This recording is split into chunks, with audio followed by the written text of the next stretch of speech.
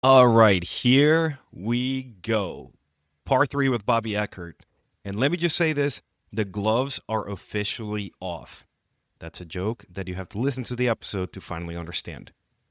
In his final installment, Bobby pulls no punches. He talks about being branded, quote unquote, the villain of the fire service, how he's taken hits for teaching uncomfortable truths, and what it actually means to lead when the whole system seems hell-bent on maintaining comfort over competence. You'll hear what it's like to build a respected training brand from the ground up, how to lead through fireground chaos without losing your crew or yourself, and why the phrase, people love us, don't let them down, might just be the single most important standard in this job. This one's not for the keyboard warriors or those who are just looking for more Instagram likes and followers. This is for the men and women out there who still believe this job is about honor, action, and doing it for the right reasons. Let's finish strong. Welcome to the Keep the Promise podcast, where we help build resilient and well-rounded firefighters. If my father heard how they talk to me, I don't know what my father would do to them. I really don't. But in this world, people think that's okay. That's okay to talk to somebody like that. And I won't go any deeper with names, but there's other people, big names that will talk to you like you're a piece of trash, bro. It's firefighting. It's firefighting. Guess what? When my time's done, I'm going to retire from firefighting. I'm going to collect my pension, and I'm going to travel, and I'm going to, pick up surfing again, something. But while I'm here, I would like to give back, and I get a lot of it, mental health-wise, I get a lot of it out of teaching. But you're going to slander my name and come at me? No. So lately, the last 2 years, I've been pushing back hard, because I'm tired of it. I'm absolutely tired of it. And then when I gave the name Eckert, I figure what better teacher? My father, his last name. Man, there's dudes. Now if I would have named it Flash Funky's Fire Training, people are like, wow, give me a sticker. Give me a fucking Flash Funky. That should be your mascot. That should be. I should get it. I should be like Gree. Oh, fuck. I just lost my train of thought. It was something good. Sorry. No. It had to do with the training. I just keep going back to, and again, you're probably done these trainings, so I don't know how much you remember. But in Harrisburg, I don't know if it was you, which one of you goons either hotwired or found the keys to a van that they were using for extrication training up at Hack. And that demon vehicle made its way all over the training ground while we were out there doing the live hands-on. evolution. Yeah. We commandeered that thing. You smashed it in the two posts in front of the hydrant for our evolution and said, "Hey, your hydrant's blocked. Go figure it out." I'm like, this guy is unhinged. I fucking love everything about this. Yeah, the wipers are just kind of going. I got to give it to the guys at Hack because I asked for permission first before I did it. I didn't just do it. Liability. I didn't want to, God forbid somebody cuts their finger in a glass or something like that. But they were all about it. They were like, just get the thing started. So we, you got it started, right? I mean, yeah, we did. Yeah, that's not hard. Yeah, there's a couple of guys that you work with who are in Baltimore City that I'm sure know things. Yeah. That was one of the most phenomenal. I mean, it was a beatdown of a day. So I remember it was hot as shit, but it was a great time. Let's go back to, and I mean, I don't want to keep going into Bobby the villain because again, we'll dig into that when we get to the social media part. And it's funny that I mentioned to Nick Lindsay, I was like, hey, I'm going to be talking to Bobby. He goes, oh yeah, the villain. The villain. You're going to get a lot of mileage out of that. Does that take a toll on you as a person? Not at all. Do you turn on that pit bull mentality of hey, you're telling me I can't do this? Or is it, if we're going with the animal thing, is it the pit bull or is it the duck where you're like, hey, I'm going to let the shit roll off my back? You're getting who I am authentically. However, in the up until about last year this time, I bit my tongue. I'm not biting my tongue anymore. I don't give a flying shit who you are. You're not, I'm going to say it, and I've said it on every podcast. I've written it. I care about my kids. I care about my family. I care about my friends. And if you're not one of them and don't know me, your opinion means nothing to me. And if you're going to come at me, I'm coming back at you and you're not going to like it. And that is who you are authentically. I would think, I would like to believe so every day. I mean, I don't go out there and vibe. What's up with some lady with a vending machine situation earlier today? So I always try to get, she was an older lady having an issue with a dollar bill. I just swiped my card for her. But I think I got you.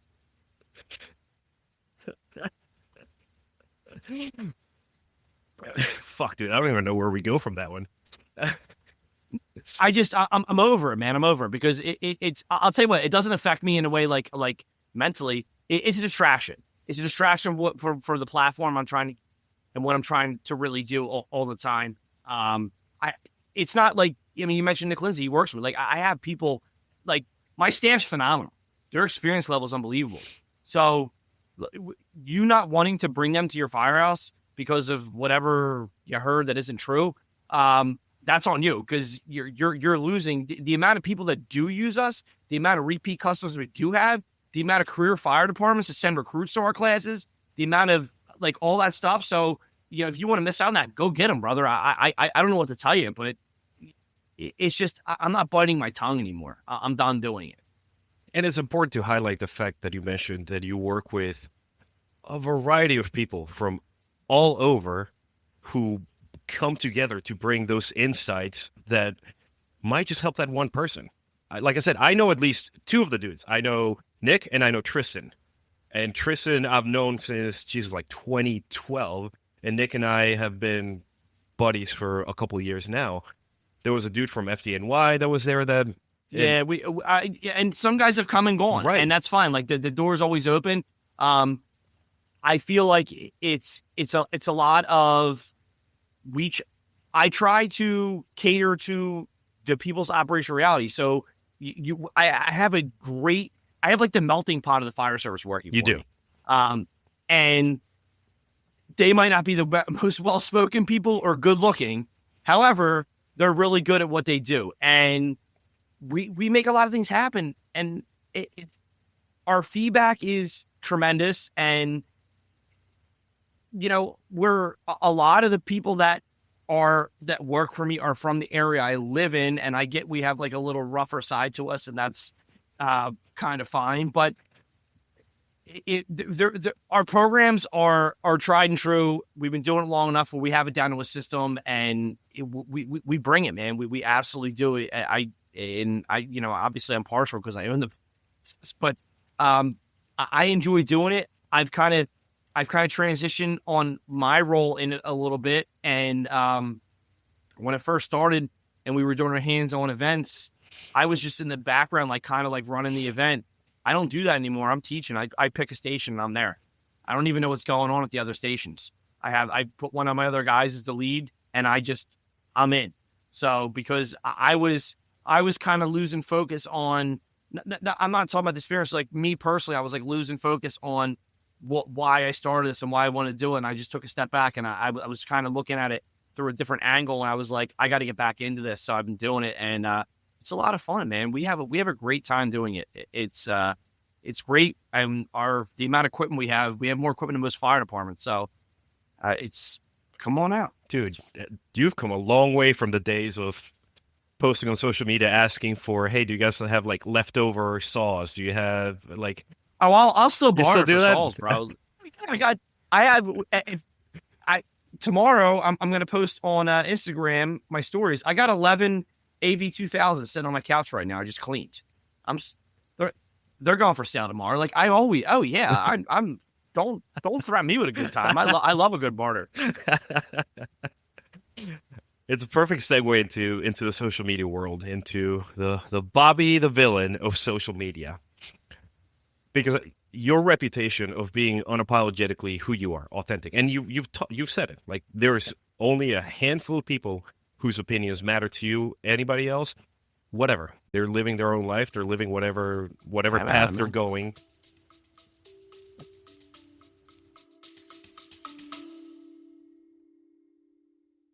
Real quick before we jump back in. Firefighters don't leave each other behind. We look out for our own. Right now, there's a firefighter out there, maybe a rookie, maybe a seasoned veteran, who needs this podcast. They need the lessons, the mindset, and the training tips. But they'll never get them unless you help them. Here's how you can help right now. On Apple Podcasts, tap the 5 stars, then scroll down and write just a few words about what the show has done for you. On Spotify, tap the 3 dots, select Rate Show, and drop your rating. It takes less than 60 seconds, it costs you nothing, and it helps one more firefighter get better, stronger, and more prepared. We look out for each other. This is one small way that you can pay it forward. All right, back to the show.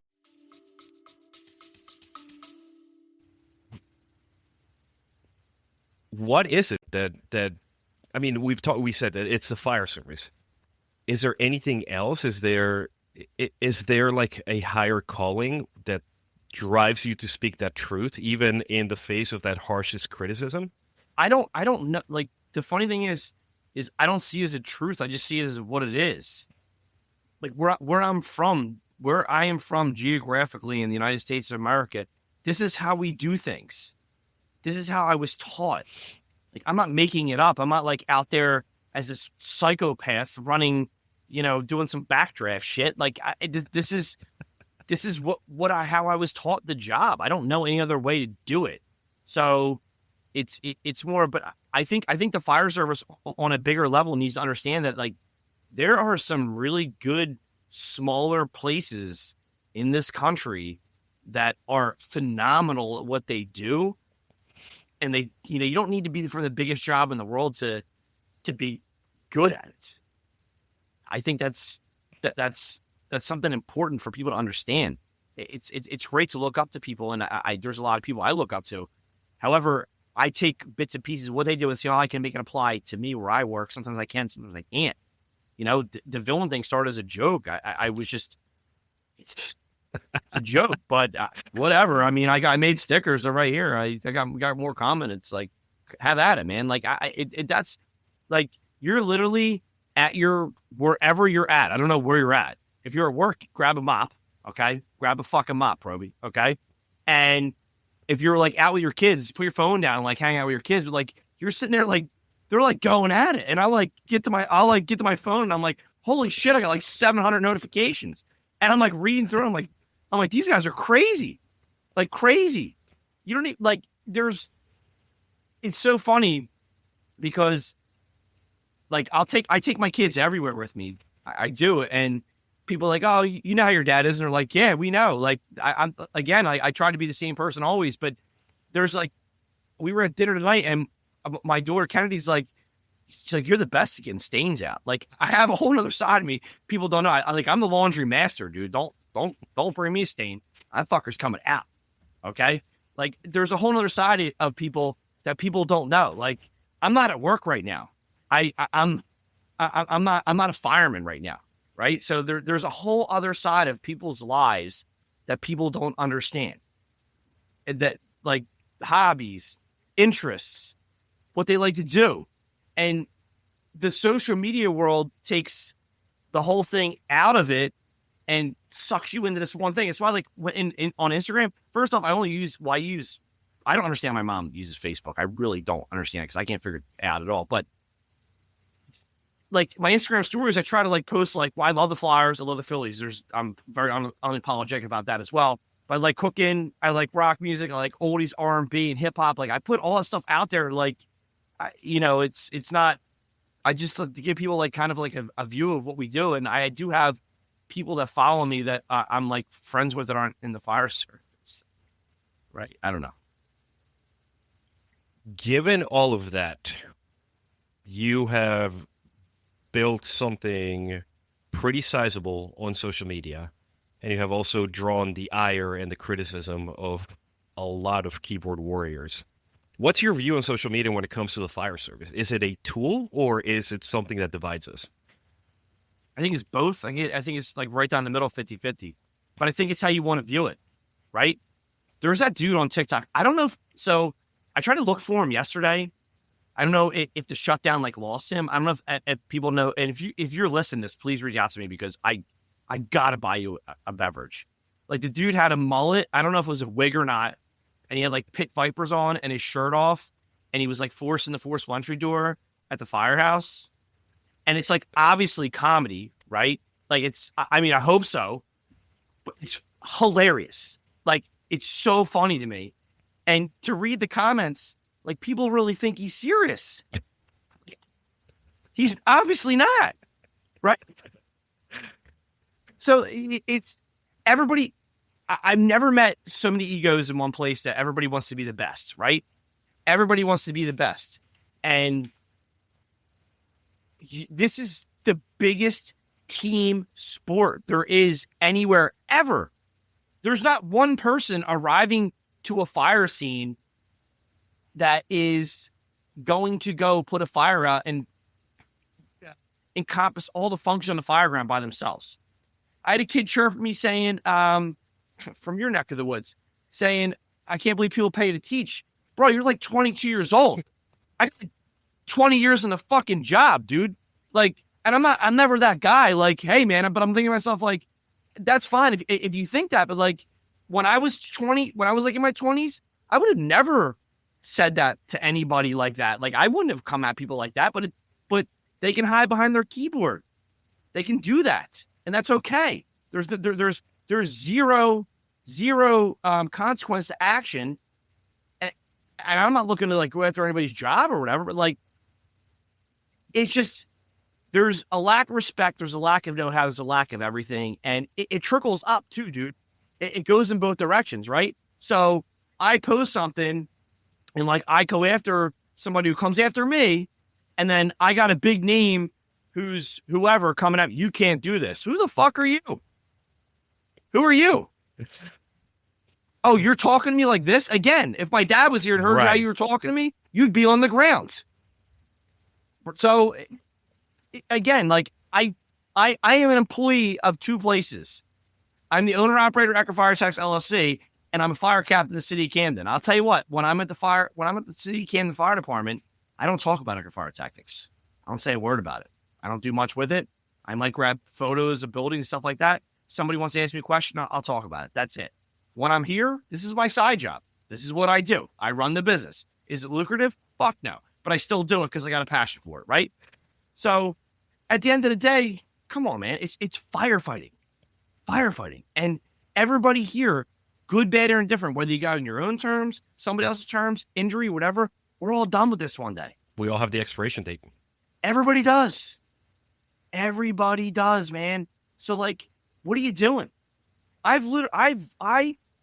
lost friends. And I'm doing, I don't know if it's going to be a video, but I'm doing quotations, like friends, because of decisions I've made or how I've gone about everything. But like, it's like, dude, like everybody has a breaking point, and sometimes you push people there, and then God forbid, like you push somebody in the direction where they do say something like career implicating on the internet, right? I always try to like be like a little jokingly if I go back at somebody, like kind of like funny, to maybe like diffuse it. Sometimes it works, sometimes it doesn't, but or I just don't say anything and I just try to find out who they are and where they're from and try to call them. Imagine that. Have that conversation. That's something that I've noticed that you do when things get shitty on the internet. I always put my phone number up there. Yep. And it's funny because my dumbass still had to go to Nick and be like, hey, can you put me in touch with this guy? He's like, he's all over the internet, bro. Yeah, my phone number, I'm probably the easy accessible. You can Google a phone number. It's up there. Like, call me. I don't, like, you're not, if you disagree with me, that's awesome, dude. Like, I literally sit in, if you're a fireman and you work on a Sunday when it's football season, you probably disagree with everybody in the room when it comes to teams and whatever. So we can disagree on football, right? But when it comes to firefighting, well, this guy, because like, who fucking cares, dude? Who cares? If you care that much, you have bigger problems. You should activate the employee assistance program. My man Bobby talking about EAP. Hey, man. Times have changed. Don't be afraid to use it. But I'm just saying, like, you really care that much what I'm doing about a hook? Give me a break. Oh, dude, the hook video. That is, you live rent free in a lot of people's heads just because of that. Just because of that. And I'm thinking to myself, I'm like, dude, shit, like I've done this like so many times on a flat roof. Like, just pull up, It's amazing. Quick work, tongue groove, gone. And I'm like, wow, I was shown wrong by people that did it 15 times more than I did. Wow. And then the funnier part is how it evolved. We were talking about the bent hook at work, and like to know my city is like, we don't have any money, dude. So like if the hook's bent and we can't bend it back and figure out a way to bend it back, like we're not getting a new hook. Like that hook is going to live bent forever. It's, we're going to rename it C or something like that. Like we don't have more in like a storeroom, So like, that's how the conversation kind of evolved at work. Whatever, dude. It's all good. I got a cool sticker out of it though. I'm really happy with that. So I'll send you one. Please do. We'll trade some stickers. Everybody talks shit. Everybody, it's one of the quotes. Everybody wants to be a fireman till it's time to do fireman shit. And we see that online, which is, again, the perfect segue into the part that I'm looking forward to the most about this interview is the rapid fire based on those quotes that you had. So let's start with that one. Everybody wants to be a fireman until it's time to do fireman shit. It's true. I mean, this job it's nasty. It's nasty on your body, mentally and physically, right? So from somebody who's been hurt, seen people hurt. I mean, I've seen people get banged up. And it's a tough job. So it's all fun and games in the firehouse. And trust me, there is nobody who likes playing pranks more than I do. However, like when those tones drop or the bell goes off, like it's go time, boys. Like, you ready to go? Let's go. Like, we got to move. We got to start going. And, we have to aggressively start taking ground back from the fire and start moving. And fires burn hotter. Conditions are a little tougher. Gear's a little wonkier because the PFAS stuff's out of it. I don't know if anybody's rocking a non-PFAS coat. I am. Whoa, feels a little different. So there's a lot of variables that go into it. And it's if you've been in this long enough, especially have done it on the career side of it, you have seen things in people's personal lives that have an implication. I mean, we could talk mental health, suicide, all that stuff, but like alcoholism, drugs, marriages, all that stuff, right? So it explodes and goes that way, I'll get you back on for Bobby's take on fire service mental health. That'll be the next episode. All right, next one. The working fire is the great equalizer. It's the only place you learn who's who. No notes. It's the only place. And it's the only place you learn who you are, right? If you're a career firefighter in a fire department that has multiple companies, you're lying to me if you tell me you don't print the roster out and see who's working where and who you can trust and who you can't trust. You're a liar. You're literally lying to me, or you're laughing right now. One of the two. The hardest thing you'll do as an officer is the right thing. Yes. So the right thing, I thought, like a turkey sandwich. You're the turkey in a turkey sandwich. Yeah, I mean, there are times that you have to disobey command. There are times that maybe they're not making the right decision, and I'm not talking about firematically. I'm talking about maybe a discipline issue or a policy issue, or maybe they don't know their policy that they wrote and you know it better and you followed it and they're trying to jam you up. So there's that part of it. Or how about you roll up on a fire where you got two frames going and your guys are balls of the wall, want to go inside, and you got to put your line on the outside. You have to direct your stream on a defensive manner, and your guys are fucking mad at you. But that's the right thing to do, right?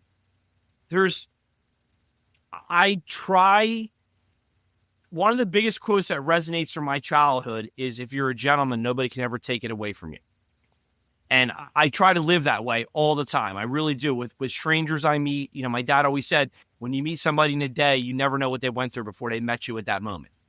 So that being said, if I get there and I'm not first due, and maybe there's a little toughness, or there's an objective in the way, or whatever it is, and the line's not getting in place or something's not getting done, I'm not taking the job from them. They're already in place. I'm going to help them get to where they need to be, right?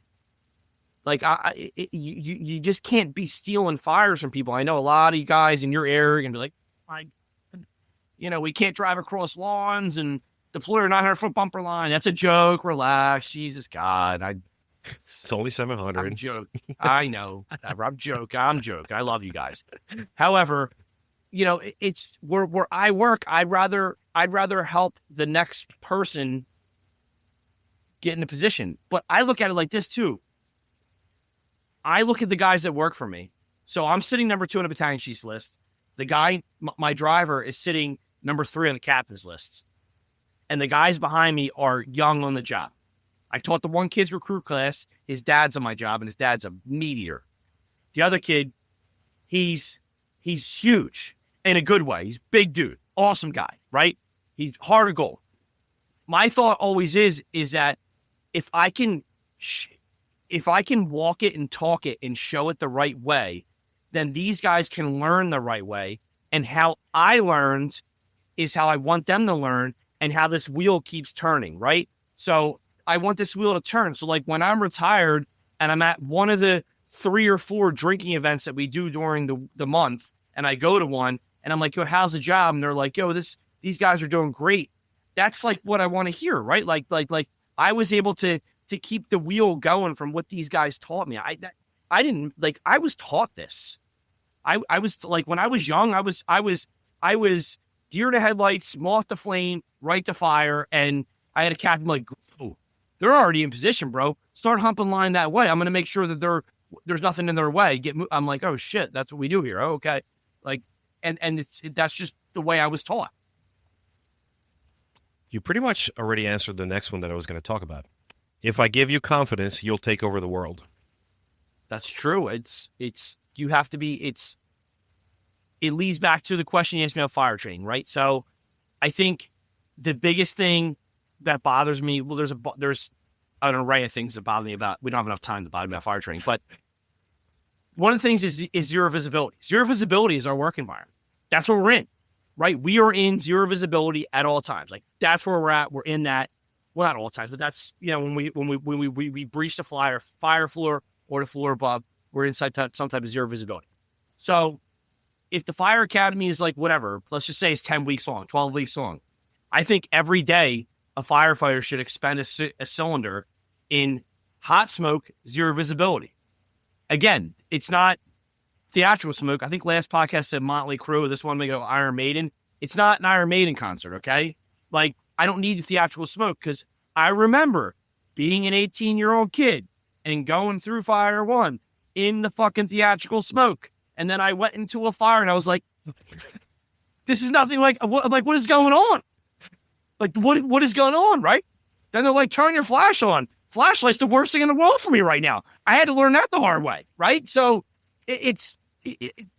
we need to empower our people by giving them the confidence to know what they do.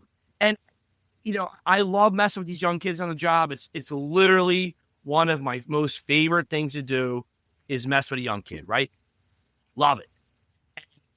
That's how I found out that I'm like older on the job, because like your career goes so fast. And I'm sure you've heard it. Everybody's heard it, but it really does happen. And like they come in, they don't have a mechanical aptitude. Show them. It's not hard. Everything's there. If there's saws on your rig and these kids don't know how to work them saws, that's on you. It's not on them. It's not on them. Like, give them the confidence. Show them how to use it. Well, we don't have it. Go to the fucking hardware store and get a piece of wood and let them cut it. Get a piece of metal, cut it. Anything you need, get a hardware store to cut. Metal, wood, whatever. Show them how to use it. It's not that hard. And then when they have the confidence and they've done it a couple times, when they're there and it's on fire, the fire will just be something that they're maybe not used to, but everything else will be comfortable to them. So the fire is the uncomfort because I can't recreate the work. I can get very close, but I can't recreate it, right? I can't recreate it. But if they know how to use all the tools, they're comfortable wearing their gear, know how to put their face piece on, all that shit, man, they're going to be awesome. They're going to be awesome. Because it's very simple. You gave them that confidence. You set them up to take over the world. Absolutely. And that was something I learned when I was having a tough time adjusting to Camden. I was having a very tough time. And I had to learn that, like, I needed to forget everything I knew, and I needed to get built back up. And I met somebody who was willing to do it for me. And it was awesome. It's those mentors. It's that importance of having the mentorship in your career. Absolutely. And you don't like, mentorship is like a word that can be taken how many different ways, right? Like, and you can go, you just have to have somebody want to spend a little time with you. And I learned so much from just observing people. Like, I'm a big people watcher. I've always been since I've been a kid. And I don't know if it's like an only child thing or whatever. So, because maybe you're bored, like, wow, maybe that guy will talk to me. Please give me interaction. Yes, please. I'm bored. No, you learn a lot from just watching people and how they handle themselves and how they handle situations. We're coming up to the end, and this is one that I did not put on the sheet. And again, I want to have you back because you have piqued, you have gotten my wheels turning on a couple of different things. The one question I didn't put is, what is the one failure that you cherish the most? One failure that